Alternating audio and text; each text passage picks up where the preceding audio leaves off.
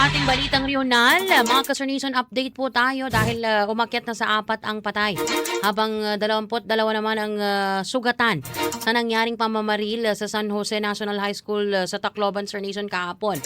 Mayroon pong pag-uulat dyan ang aming AM station dyan po sa Bombo Radio Tacloban. Mula kay Bombo Jake Pagipo. Bombo Jake, please come in. Umakyat na sa 4 na bilang ang namatay at 12 naman ang nasugatan sa naganap na krabaldukal na pamamaril sa loob ng isang paaralan dito sa Tacloban sa San Jose National High School. Umakyat na sa 4 ang bilang ng mga namatay habang umakyat na rin sa 12 ang sugatan sa nangyaring pamamaril kahapon sa San Jose National High School, Tacloban.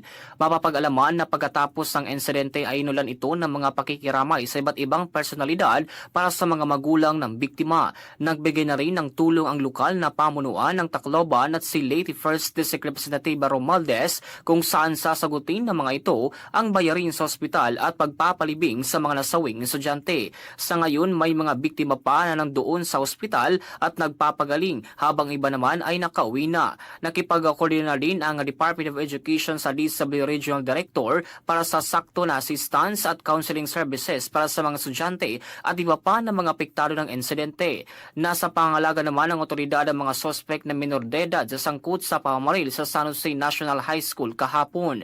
Ayon kay Police Regional Office State Information Officer Police Lieutenant Colonel Analiza Armeza, nakadepende naman kung masasampahan na ito ng administrative charges at criminal charges habang di pa tapos ang investigasyon.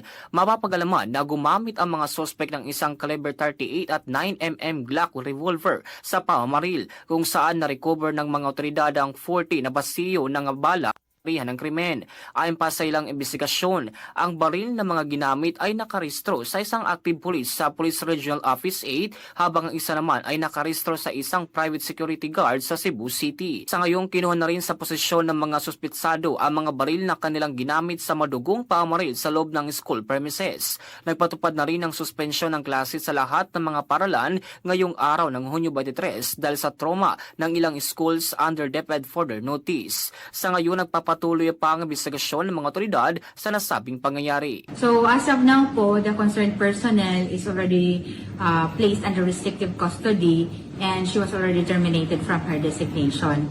So as to the filing of administrative charges, it would depend upon the result of the investigation. As to the filing naman of criminal charges, I cannot comment on that yet, sir, kasi it will depend also sa surrounding circumstances and masyado pang maaga to comment on that. Sa ngayon, patuloy ang investigasyon ng kapulisan ukol sa naganap na kabaldumal na krimen dito sa syudad ng Tacloban. At mula dito sa impilang na Bombo Radio Tacloban, ito si Bombo Jake Pagipo, and this is Bombo Radio Philippines, the #1 and most trusted source of news and information, Basta Radio Bombo